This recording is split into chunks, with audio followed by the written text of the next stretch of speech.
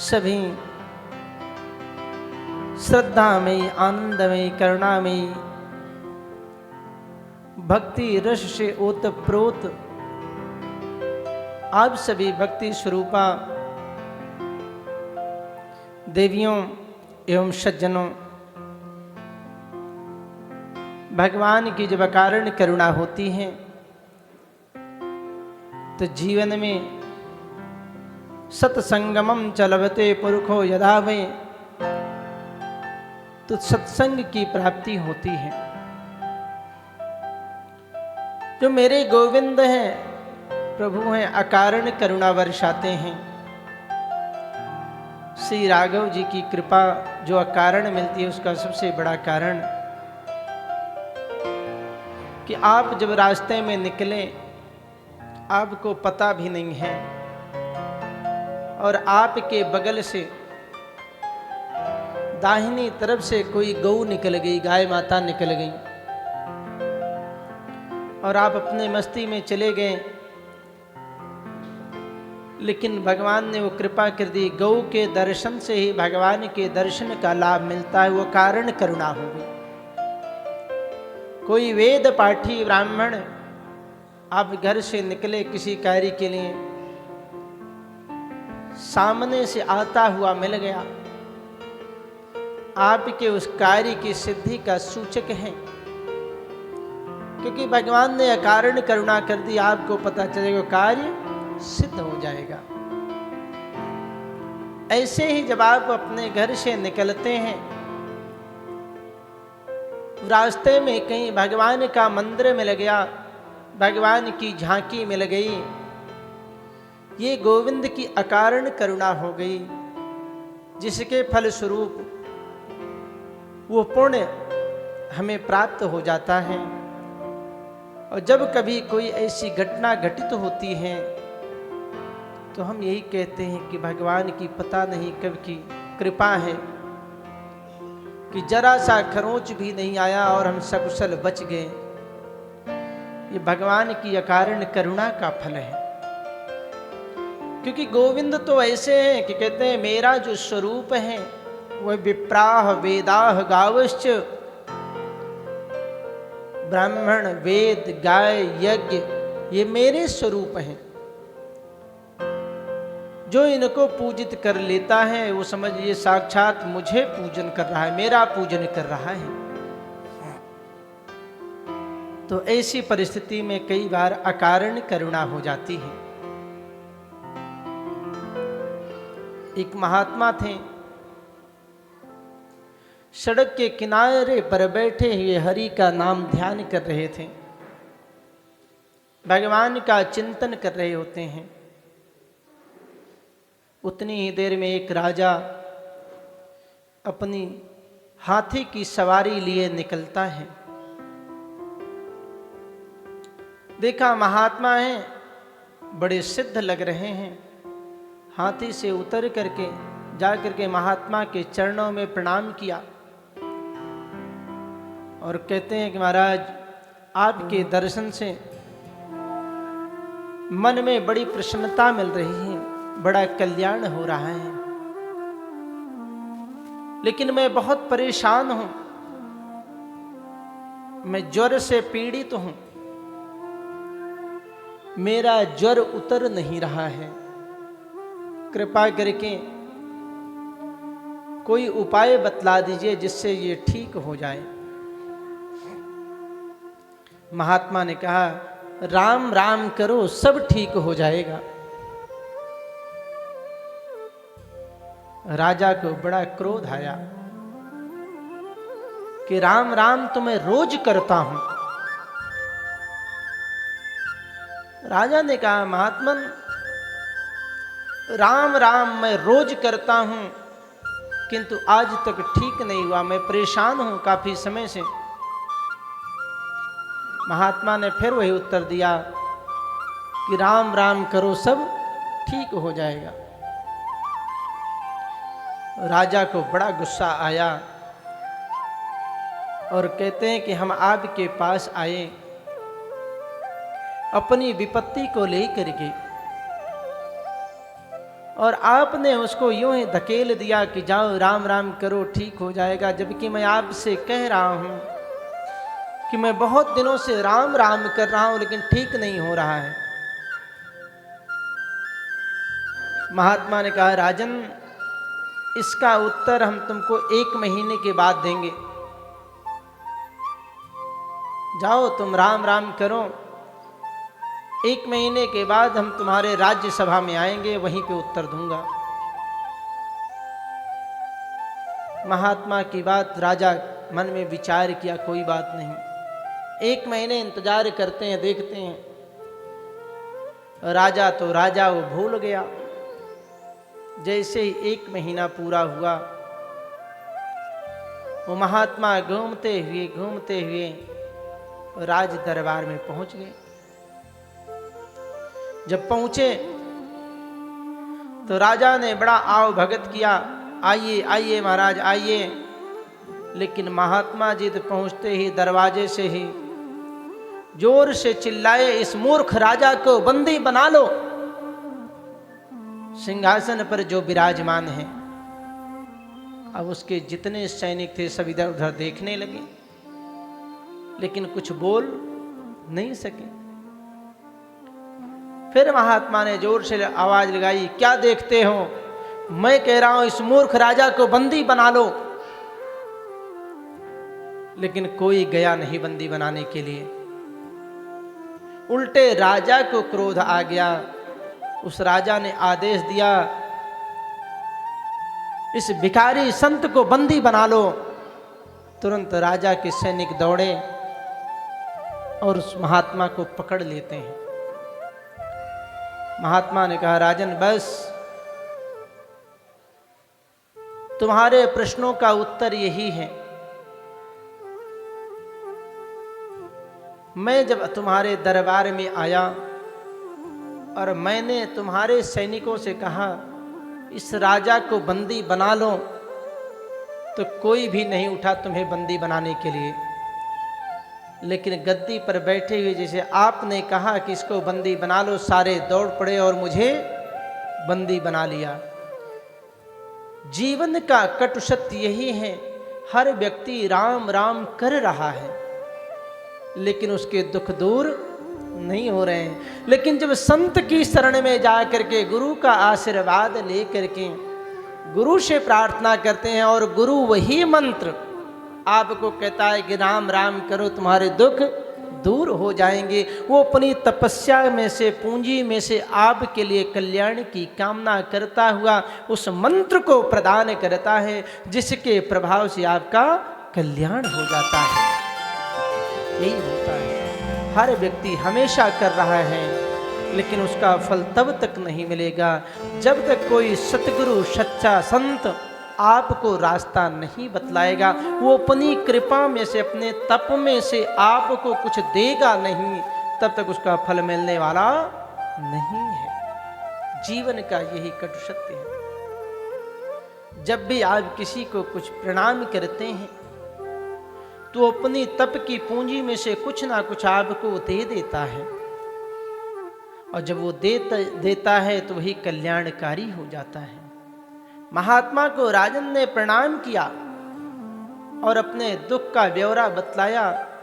महात्मा ने कह दिया, जाओ, मैं कह रहा हूं राम राम करो ठीक हो जाएगा। लेकिन उसके मन में संशय था और उसका संशय ठीक वैसे ही दूर हुआ जैसे गद्दी पर बैठा हुआ कोई भी व्यक्ति राजा हो, उसी के आदेश का पालन वो सैनिक करेंगे, ना कि किसी आम व्यक्ति का पालन करेंगे। ऐसे ही जो भगवान के नाम की जो पूंजी है, जो संग्रह है, जब कोई तपस्वी ब्राह्मण संत महात्मा गुरु अपने तप में से निकाल करके आपको देता है तो वही जीवन को बदलने का कार्य करता है, वही कल्याण करता है। बोलिए श्यापति रामचंद्र भगवान की। तो आप सब बड़े सौभाग्यशाली हैं कि यहाँ कथा से थोड़ा बहुत जो भी कुछ ले करके जाएंगे वो निश्चित रूप से हनुमान जी महाराज की कृपा से जीवन को बदलने वाला है। भाई के साथ भाई का संबंध, पुत्र का माता पिता के साथ व्यवहार, परिवार के साथ व्यवहार और अपने पड़ोसियों के साथ व्यवहार, ये सब रामायण सिखाती है। क्योंकि रामायण में जो बड़े बड़े सींग वाले राक्षस दिखलाए गए थे वो थे कि नहीं थे, लेकिन कलयुग में साक्षात पशु पुक्ष विषाणहीना, साक्षात राक्षस हैं, बस अंतर यही सींग नहीं है उनके पास, लेकिन व्यवहार कई बार ऐसे ही राक्षस जैसा करते हैं। उनके भावों को, मनों को बदलने के लिए, विचार को बदलने के लिए ये कथा वही है। जैसे हम साबुन से अपने मन को धोते हैं, वैसे ही ये कथा अंतर आत्मा को, दिमाग में भरे हुए कूड़े को, गंदगी को साफ करती है।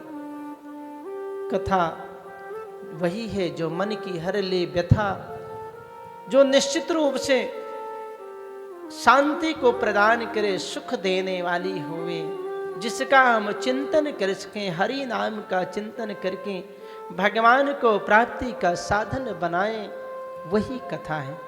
भगवान मिलेंगे भी तो सत्संग में ही मिलेंगे, क्योंकि भगवान तो कहते हैं कि ना हम बसामि वैकुंठे, मैं वैकुंठ लोक में भी नहीं रहता हूँ,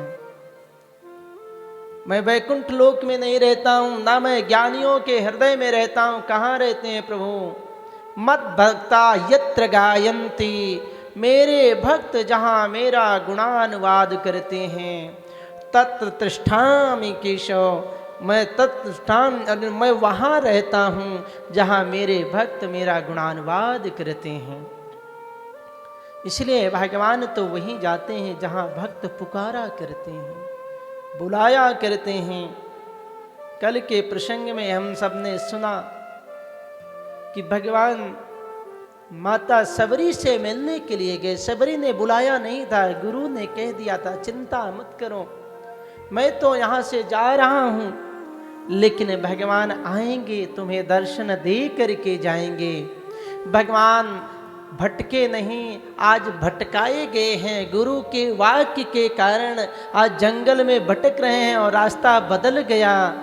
जाना कहाँ है, पहुँच गए कहाँ? सबरी माता के आश्रम पहुँचे। क्यों? क्योंकि गुरु जी ने कहा है भगवान दर्शन देने आएंगे। इसलिए आज भगवान रास्ता भटक गए, अपने भक्त के यहाँ, सबरी के यहाँ पहुँच गए। सब्र, जीवन में जिसने सब्र को धारण कर लिया है, धैर्य को धारण कर लिया है, वही मर्यादित हो सकता है, वही सारे कार्य को करने की क्षमता रख सकता है। बस समय के साथ चलते जाएं, जैसा प्रभु कराएं, और जीवन में सब्र रहेगा, सब कुछ मिलता जाएगा, मिलता जाएगा। फिर माता सबरी से पूछते मैं किधर जाऊं? भगवान अपने भक्तों से पूछते हैं ये बतलाइए, आप मुझे रास्ता बतलाइए, मैं किधर जाऊं? हम आप रास्ता भटकते हैं तो आम व्यक्ति से पूछते मैं किधर से जाऊं, लेकिन भगवान अपने भक्त से पूछते हैं कि बताओ मैं किधर से जाऊं।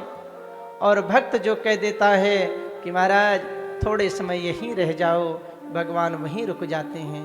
भक्त जब बतला देता है महाराज इस रास्ते से चले जाओ, भगवान उसी रास्ते से निकल जाते हैं, क्योंकि भगवान ने मन में ठाना है कि मेरे भक्त ने जो कहा है उसकी बात टलनी नहीं चाहिए।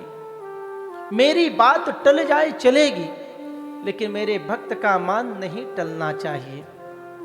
कठिन प्रेम के पाले पड़कर प्रभु को नियम बदलते देखा, खुद का मान रहे न रहे, लेकिन भक्त का मान न टलते देखा। भगवान तो वो हैं जो कठिन प्रेम के पाले पड़कर अपने नियम को बदल देते हैं। और नियम को कहाँ कहाँ बदला है पता है आपको? नियम को बदला है महाभारत के युद्ध में। भीष्म पितामह ने कहा था, भीष्म पितामह ने प्रतिज्ञा कर लिया कि जो ना हरि शस्त्र गहाऊं तो लाजों गंगा जननी सुत न कहलाऊं। अगर मैं हरि को शस्त्र ना उठवा दूं तो मैं गंगा का पुत्र नहीं। अब कोई इतनी बड़ी प्रतिज्ञा करें और भगवान उसकी बात मान ले। भगवान कहे ऐसा है भैया, मेरी बात रहे या ना रहे, मेरे भक्त ने कह दिया है मैं वो कार्य करूं। क्योंकि भगवान ने कह दिया था इस पूरे महाभारत में मैं अस्त्र नहीं उठाऊंगा। लेकिन जब भीष्म पितामह ने कहा भगवान ने कहा आज मेरा भक्त जिद पर अड़ गया है, वो कह रहा है मुझे ऐसा करने के लिए, इसलिए भैया मेरी बात रहे या ना रहे, लेकिन इसकी बात नहीं टलनी चाहिए। दूसरे दिन भगवान श्री कृष्ण रथ का चक्का लेकर के दौड़ पड़े मारने के लिए। दूसरा, हिरण्यकशिपु प्रहलाद में, प्रहलाद का वो दृढ़ विश्वास था, बता तेरा भगवान कहाँ है? मुझ में है, आप में है, सब में है, हर जगह है। अब भगवान सोच रहे मैं कहाँ से प्रकट हूं, कहाँ से आऊं? ये तो सब जगह बतला दिया, चारों तरफ से थोड़ी निकलना है। भगवान भी प्रतीक्षा करे कोई एक जगह बतावे, मैं वहीं से निकल पड़ूं। इंतजार कर रहे हैं। हिरण्यकशिपु ने पूछ लिया क्या तेरा भगवान इस खंभ में भी है? उस भक्त को कहना था हाँ इस खंभ में भी है, और जोर से आवाज हुई, वो खंभा फट गया और वहीं से नरसिंह रूप में प्रकट हो गए। बोली भक्तवत्सल भगवान की। भगवान ये चाहते हैं कि मेरा भक्त दृढ़ विश्वास रख करके वो एक बार पुकारे तो सही, बुलावे तो सही, कहे तो सही कि प्रभु मैं आपको यहाँ चाहता हूँ, इस तरह से चाहता हूँ। निर्मल मन से पुकारे, बिना किसी कपट व्यवहार के पुकारे, भगवान दौड़े चले आते हैं। कोई भी व्यक्ति पुकार करके तो देखें। सबरी माता ने कह दिया महाराज आप पंपा सरोवर को जाइए, वहां सुग्रीव मिलेंगे, वो भी दुखी हैं, आप भी दुखी हैं। जब दुखी और दुखी मिलेंगे तो दोनों मन की बातें कर लेंगे, दो चार बातें समझ में आएंगी और वो आपकी मदद भी करेंगे। भगवान ने कहा जो आपने कहा देवी वही करूंगा। भगवान अपने भक्त की प्रार्थना को सुन करके, भगवान अपने भक्त की प्रार्थना को सुन करके पंपा सरोवर की ओर चल पड़ते हैं। वहां गए, सुग्रीव जी मिल गए। वहां पर देखा सुग्रीव बहुत परेशान है, उनका धन राज सब कुछ दिला दिया। हनुमान जी से मिलन होता है, और हनुमान जी कौन हैं? संत हैं, और ऐसे संत हैं जिनसे मिलने के लिए भगवान स्वयं जा रहे हैं। वही संत आज जो है लंका के लिए निकलेंगे। कल हम सब ने बड़े अच्छे ढंग से सुना, अब आज हम सुंदर कांड में प्रवेश कर रहे हैं और प्रार्थना करते हैं हनुमान जी महाराज से कि हे हनुमान जी महाराज, जैसे आपने कृपा करी, भक्ति की खोज करी और भक्ति का पता आपने आकर के भगवान को बतलाया, और क्या भगवान को पता नहीं है? लेकिन भक्ति की खोज करने के लिए एक भक्त जाता है, वो भक्त जो रातों दिन परमात्मा का चिंतन करता है, संत है, अतुलित बल है, लेकिन फिर भी आज वो भक्ति की खोज में कहाँ जा रहा है? 7 समुंदर पार करके जा रहा है। समुद्र को पार कर गया। जो नांघई 7 योजन पारा, जो 100 योजन पार कर सकता है वही माता जानकी का पता लगा सकता है। जब तुम्हारे मन में दृढ़ संकल्प हो कि मुझे भक्ति चाहिए, भक्ति की प्राप्ति होना चाहिए, वो भक्ति कहीं भी बैठी हो, कितनी दूर पर, लेकिन आप जाने के लिए उद्यत हो जाते हैं, मैं जाऊंगा, भक्ति की खोज करूंगा, तो आप निश्चित जान लीजिए वो भक्ति बैठी हुई अशोक वाटिका में आज दुखी हैं। क्यों दुखी हैं? क्योंकि दुष्टों के बीच में है, और जो दुष्टों के बीच में कोई संत पहुंचता है, महात्मा पहुंचता है, वो बड़ा दुखी होता है, लेकिन कहता है कुछ तो असर पड़ेगा, मैं रोज भगवान का नाम ले रही हूँ, कुछ तो असर पड़ेगा। और हनुमंत लाल, अनंत बलवंत हनुमंत लाल जी उस भक्ति की खोज में, कहने का भाव है कि आप कितने भी बड़े बलवान हो जाएं, कितने भी बड़े बुद्धिमान हो जाएं, और चाहे जितना सारी संसार की संपत्ति आपके पास हो जाए, लेकिन अगर आपके पास भक्ति नहीं है, आपके पास भक्ति नहीं है, तो जैसे नमक के बिना व्यंजन फीका लगता है, वैसे भक्ति के बिना ये जीवन फीका लगता है, जीवन किसी अर्थ का नहीं होता है।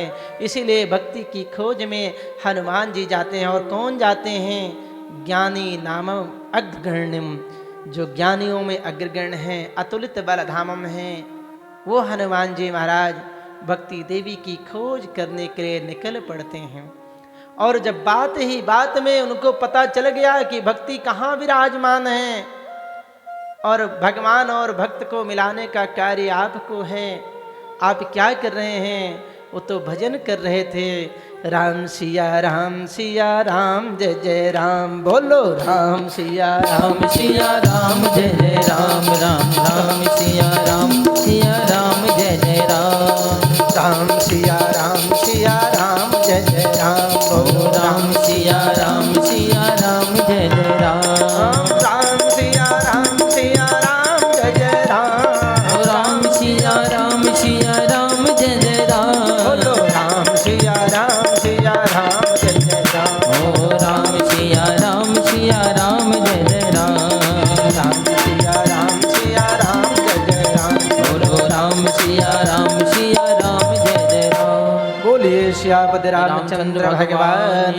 की। और जैसे उनको यह ज्ञात हुआ जगाने की बात है, सोते हुए को या तो संत जगाते हैं या हनुमंत जगाते हैं।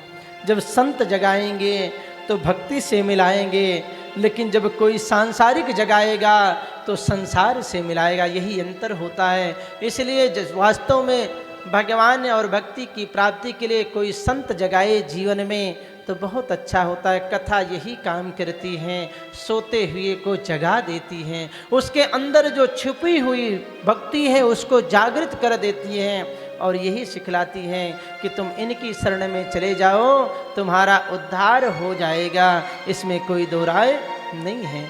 और उस समय जब हनुमान जी उठे तो ऐसे अतुलित बल वाले बड़ा विकराल रूप लेकर के कहते हैं भक्ति दुख पा रही हैं, बताओ जामवंत जी क्या करना है? रावण को मार करके माता जानकी को वापस लाऊं या पूरा त्रिकुटा पर्वत पर तीन तरफ से घिरी हुई लंका है, 3 पहाड़ियों से सुंदर त्रिकुटा पर्वत पर बसा हुआ लंका है, तो क्या मैं पूरी लंका को उखाड़ लाऊं? अंत में कहते जामवंत मैं पूछूं तो ही उचित सिखावन दीजहु मोही। कहने का भाव कि जब घर में कोई जब तक बुजुर्ग नहीं होगा और आप उससे उचित शिक्षा नहीं मांगेंगे तो आप भटकते रहेंगे, आपको रास्ता मिलने वाला नहीं है। इसलिए घर में बुजुर्ग का होना बहुत ज़रूरी है और उसके अलावा उनकी सीख मानना बहुत ज़रूरी है।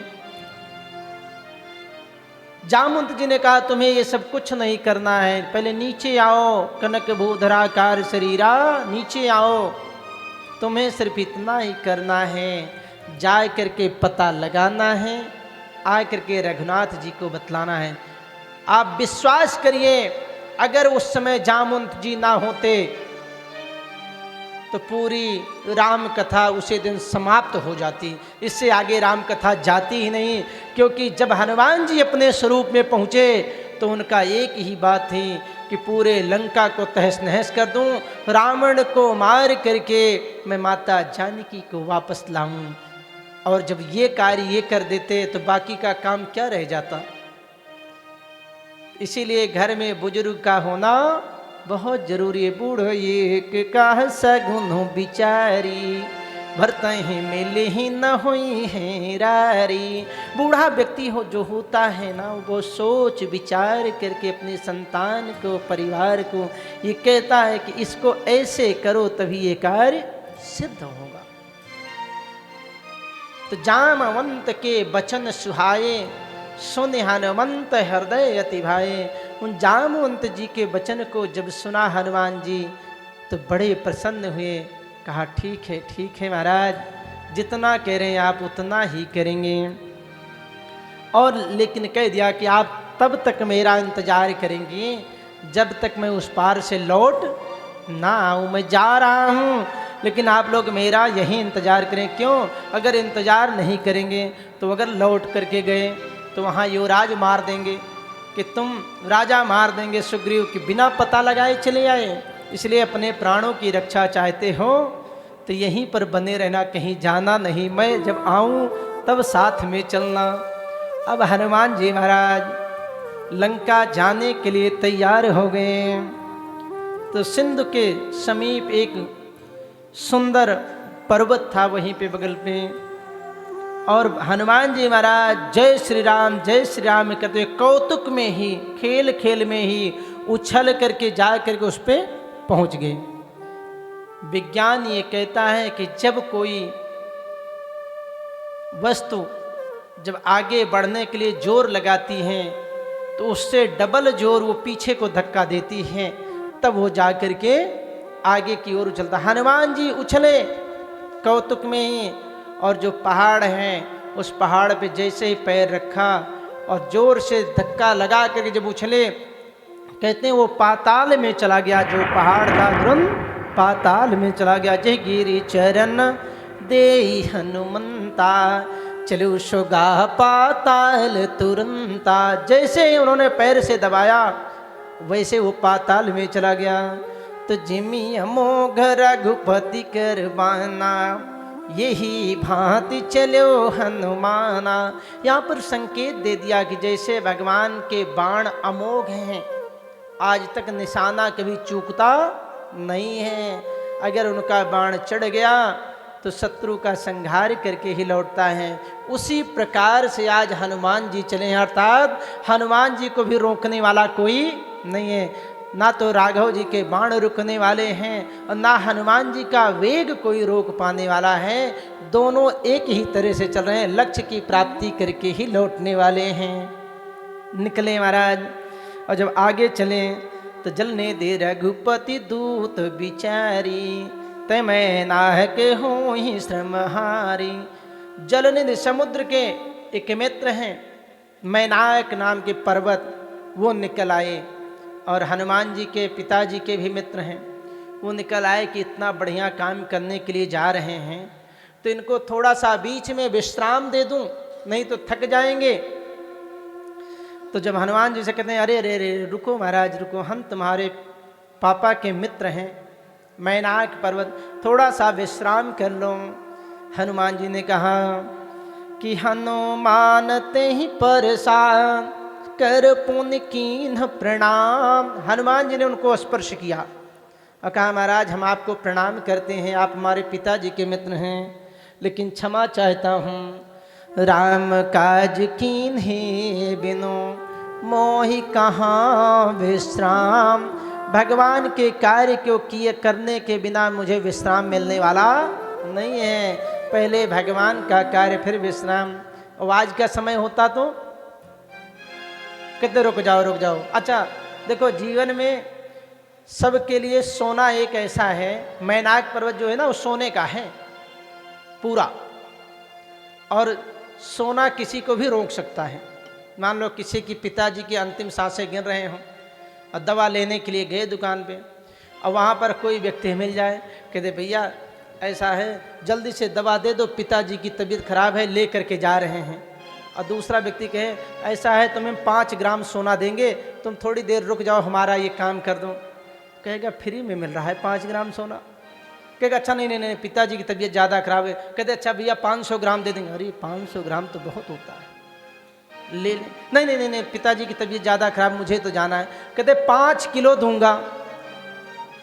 अब यकीन मानो अगर 5 किलो का लोभ किसी को मिल जाए सोने का, तो पिताजी एक बार नहीं चाहे 5 बार चले जाए, लेकिन सोना चाहिए, क्योंकि 5 किलो पूरे जीवन में पता नहीं बने या ना बने। हनुमान जी को सबसे पहले लोभ दिखाने के लिए वो सोने का पर्वत ही निकला कि आप रुकें, भगवान के कार्य के लिए जा रहे हो लेकिन आप विश्राम करो, सोना निकलता है। हनुमान जी ने कहा आ गया लोभ देने के लिए। राम काज कीन्हे बिनु मोहि कहाँ विश्राम। भगवान के कार्य को किए बिना मुझे विश्राम मिलने वाला नहीं है। आज का समय नहीं है, पहले का समय है। और देखो भगवान ने जो सेना तैयार की, वानरों की सेना तैयार की, वानरी सेना। शायद अगर यहाँ से नर नारियों को लेकर के गए होते कि हमारे सैनिक चलेंगे लड़ने के लिए, तो सोने की लंका को देख करके सोने में ही उलझ जाते, लड़ाई ना करते, कहते कौन लड़ाई लड़े, रावण तुम जीत जाओगे, चिंता मत करो, हमें भी यहीं रखो। क्योंकि ना वो तो ऐसा है जो सोने ना दे। सोना लोभ का प्रतीक है, लेकिन भक्ति में सबसे पहले बाधक हैं। आप अच्छा काम करने के लिए चलें, कोई ना कोई बाधा ले करके खड़ा हो जाता है। हनुमान जी ने कह दिया कि कितनी भी बड़ी बाधा आए, कोई कितना बड़ा लोभ आए, लेकिन राम काज कीन्हे बिनु मोहि कहाँ विश्राम। इसलिए अपने जीवन में हनुमान जी से ज्ञान सीख लीजिए कि जो एक नियम बनाया है कि भोले को एक लोटा जल चढ़ाए बिना जल नहीं पिएंगे, तो चाहे जो परिस्थिति बने पहले भोले को भी एक लोटा जल चाहिए, उसके बाद नहीं तो 5 बार खाएंगे, फिर कहीं कलयुग है कर लेना चाहिए, उलझे पड़े रहोगे। इससे निकलने के लिए हनुमान जी को स्मरण करो। हनुमान जी महाराज यही सीख देते हैं कि जब तक प्रभु का कार्य ना कर लो तब तक विश्राम मत करो, रुको नहीं। और भगवान का कार्य होने के बाद तो चाहे जितना आराम करो। बोलिए श्यावती रामचंद्र भगवान की। समुद्र देव ने सोच लिया कि मामला पहला फेल हो गया, लोभ तो फेल हो गया, अब कुछ नहीं कर सकता, अब दूसरा प्रयोग किया जाए। अब हनुमान जी जब जा रहे हैं, देवताओं ने देख लिया, खलबली मच गई, पता नहीं सोने की लंका में जा रहे हैं, वहाँ बहुत ज़्यादा सोना देखेंगे, ये तो थोड़ा सा था, दबा करके चले गए, ऐसा ना हो वहाँ पर वो पार पाएँ या ना पाएँ। इसलिए जात पवन सुत देवन देखा, जान ये कहूँ बल बुद्धि विशेखा। हनुमान जी जब जा रहे हैं तो उनके बुद्धि और बल का परीक्षण करने के लिए देवताओं ने विचार किया कि पहले पता कर लेना चाहिए। तो सुरसा नाम यही के माता, पठनी आई के ही देही बाता। सुरसा जो है ना वो सर्पों की माता है। कहते हैं जाओ तुम हनुमान जी की परीक्षा लेकर के आओ और इनके बुद्धि बल का प्रयोग पता करो कितना है, क्या है, सही कर रहा है काम कि नहीं। अब वो आई और कहने लगी कि आज सुरंध मोहि दीन यारा, सुनत बचन कह पवन कुमारा। आज देवताओं ने मुझे भोजन दिया है, बहुत सुंदर भोजन दिया है, क्योंकि देवताओं की कृपा से मैं आई हूँ।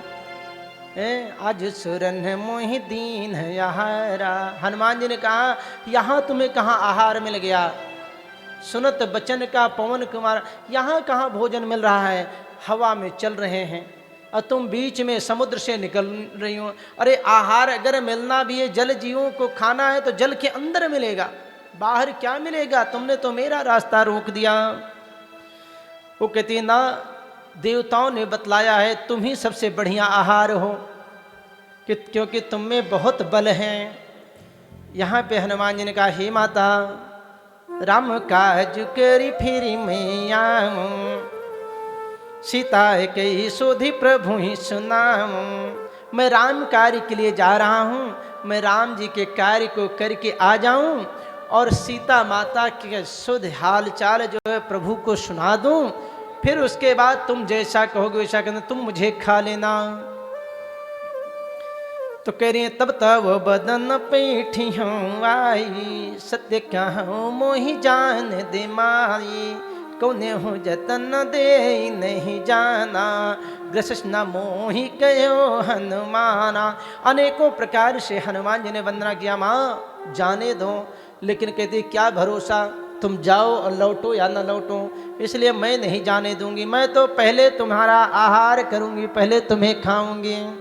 हनुमान जी ने कहा दूसरी बाधा खड़ी हो गई, कोई बात नहीं, हे माता कुछ तो उपाय करो, जाने दो। ना मानी इतने में जो जन भरते ही बदन पशारा, कपितनो कीन्ह दो गुनो वेस्तारा। एक जोजन का उसने मुख खोल लिया कि हो सकता है हनुमान जी उड़ करके भगना चाहें, तो बड़ा सा मुंह खोला।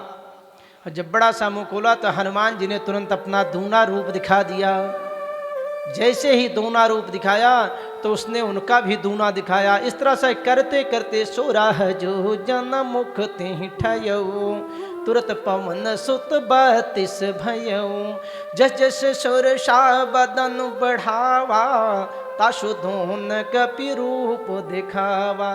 घबराना नहीं चाहिए जीवन में, हनुमान जी से ये सीख लेना चाहिए। जब अच्छे काम के लिए जाओगे तो सुरसा की तरह मुंह फैलाए हुए अनेक बाधाएं बढ़ती जाएंगी और इतना बढ़ेंगी कि पूरा रास्ता रोक देंगी। 16 योजन किया, फिर 32 हो गए।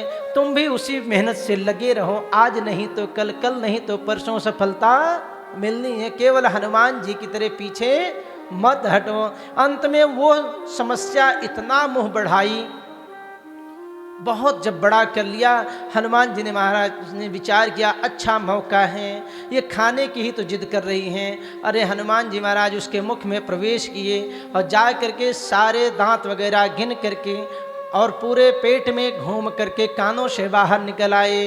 और निकल करके जब आए कहते माँ मैंने तो देख लिया तुम्हारा बहुत विकराल स्वरूप है और बदन पेठी पुनि बाहिर आवा, मागा विदाता सिरुनावा।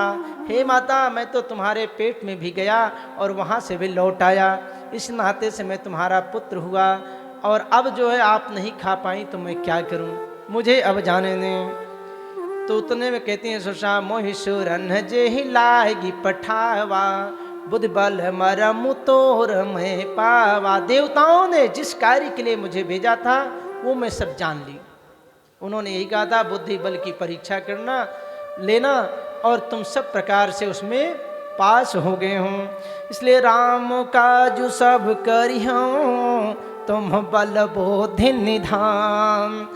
आशीष दे गई सो हरस चलो हनुमान। आई तो खाने के लिए, बाधा बहुत बड़ी आई, पार कर गए हनुमान जी। वो आशीर्वाद दे करके गई और वही आशीर्वाद फलीभूत हुआ करता है। बोले हनुमान की जय। हनुमान जी आगे के लिए चले। इतने में एक राक्षसी रहती है, सिंह का नाम है। निश्चर ये कि सिंधु महुर हई, करी माया नभ के खग गई। जीव जंतु जे गगन उड़ाही, जल बिलो की तिन्ह के परिछाई। एक सिंहिका नाम की राक्षसी रहती है, वो समुद्र के बीच में ही रहती है और वो मायावी हैं। जितने भी पशु पक्षी जीव, जितने भी उड़ने वाले जीव पक्षी ऊपर से जाते हैं, उनकी परछाई को पकड़ करके वो खींच करके पानी में डुबो करके मार देती है और खा जाती हैं। सोई छल हनुमान कह कीन्हा, तासु कपट कपितुर तहि चीन्हा। वही छल उसने जो है हनुमान जी के साथ किया। हनुमान जी तो जोर लगा रहे हैं आगे के लिए और वो हनुमान जी की परछाई को पकड़ के खींचना शुरू किया। हनुमान जी सोच रहे हैं कि इतना बल लगा रहा हूँ, जा कहाँ रहा है। हनुमान जी बल को लगाए आगे को और वो जो है नीचे की ओर खींचे। देखा तो मुंह फैलाए हुए परछाई को पकड़ करके खींच रहे हैं। हनुमान जी ने कहा ओ हो तो मैं कैसे जाऊंगा, इसके अंदर तो इतनी मायावी शक्ति है जो परछाई से ही खींच ले रही है। हनुमान जी ने पूछा तुम कौन हो? कहती है मैं सिंहिका हूँ। क्या करोगी? तुम्हें पकड़ करके खाऊंगी। हनुमान जी ने कहा लो अभी कार्य पूरा नहीं हुआ, खाने के लिए एक फुर्सत में दूसरी आ गई। कहते खा नहीं पाओगी, जाने दो। कहती ना जाने दूंगी, फिर प्रसाद मिलेगा। नहीं जाने दोगी तो वो कहती प्रसाद नहीं, मैं तुम्हें खा जाऊंगी। इतने में हनुमान जी ने एक मुक्का घुमा करके दिया। ताहि मारी मारुत सुत वीरा, बारिधि पार गयो मति धीरा। उसको मार करके हनुमान जी महाराज समुद्र के पार जाते हैं। और जब समुद्र के पार गए तो वहाँ भी जो है जैसे ही अंदर जाने के लिए विचार कर रहे हैं कि मैं कैसे जाऊं, क्या करूं। यहाँ तो बड़े बड़े राक्षस पहरेदार हैं, पहरा लगाए हुए हैं। और जब विचार किया कि जाना तो है तो सोचते हैं कि छोटा रूप बना करके सायंकाल के समय रात्रि के अंधेरे में जाएंगे। और रात्रि के अंधेरे में हनुमान जी जाने के लिए जब तत्पर हुए तो उसी समय पुर रखवारे देखी बहो कप मन कीन्ह विचार। अति लघु रूप धरो निशी नगर करो पेशार। हनुमान जी ने विचार किया कि छोटा रूप बना करके, और कोई बात नहीं, हम जो है रात्रि के अंधेरे में प्रवेश करेंगे। हनुमान जी छोटा रूप धारण किए, कहते मसक समान रूप कपिधरी लंका ही चले सुमेर नरहरि। यहाँ पर भगवान ने नरहरि का रूप स्मरण किया है, नरसिंह भगवान का, नरहरि। कारण कह रहे अब लंका में प्रवेश करने जा रहे हैं, कब कहाँ से निकलना पड़े, कौन सी दीवार तोड़ना पड़े, ये कुछ पता नहीं है। इसलिए हे नरसिंह महाराज, आपके स्वरूप का मैं स्मरण करके चल रहा हूँ, अब आप मेरी रक्षा करेंगे, आप मेरी मदद करेंगे। उनको प्रणाम किया और निकल पड़े। और इतने में नाम लंकिनी एक निश्चरी सो कह चल सिमोहिनेंदरी। एक लंकिनी नाम की राक्षसी है, और उसने हनुमान जी को देख लिया और कहती है, अरे चोरों की भांति कहाँ चले जा रहे हो, हैं लंका में प्रवेश करना चाहते हो, जाने ही नहीं मरा मुसठ मोरा मोर यार जहाँ लगी चोरा। अरे तुम लंका में चोरों की भांति घुसे जा रहे हो, मेरा आहार वही चोर हैं जो चोरी से लंका में प्रवेश करते हैं, मैं उनको खा जाती हूँ। हनुमान जी ने कहा, अच्छा तुम चोरों को खा जाती हो?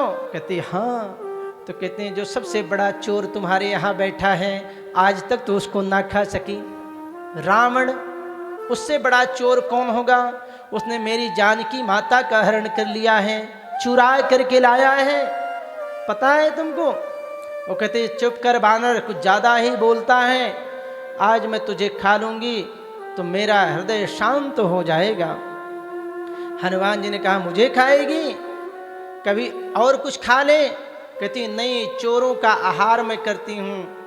तो कहते हैं खाना है तो मैं कुछ और खिला दूँ? क्या खाओगे? आम खाओगी? आम वो क्या होता है? आम खा ले, मीठा होता है। नहीं। तो कहते हैं या तो आम खा या तो राम खा। राम का नाम, राम का नाम मत ले, राम का नाम लेने वाला यहाँ जिंदा नहीं रहता है। हनुमान जी ने कहा, मैं राम का नाम लेकर के ही प्रसाद देता हूँ, आओ तुमको हम देते हैं। और उसी समय हनुमान जी महाराज ने मुठका एक महाकपिहानी जोर से उठा करके कहा, जय श्री राम। और जैसे ही एक मुक्का दिया और उसके बाद मुख से उसके खून निकल आया, गिर पड़ी। बोलिए श्यामपति रामचंद्र भगवान की। अच्छा देखो, जब चोट लगती है ना तो सत्संग करने लगते हैं। अभी तक वो कह रही थी मैं खा लूँगी तुमको, छोड़ूंगी नहीं, और एक मुक्का पड़ते ही कहती बड़ा अच्छा लगा महाराज, बहुत अच्छा किया जो आज आपने मुझे मारा, अच्छा लगा? हाँ। अरे मैं पहचान गई आप कौन हैं। हनुमान जी महाराज कहते हैं तू पहले पहचान गई होती तो ये नौबत ही ना आती, लेकिन तू तो कह रही थी मैं खा जाऊंगी।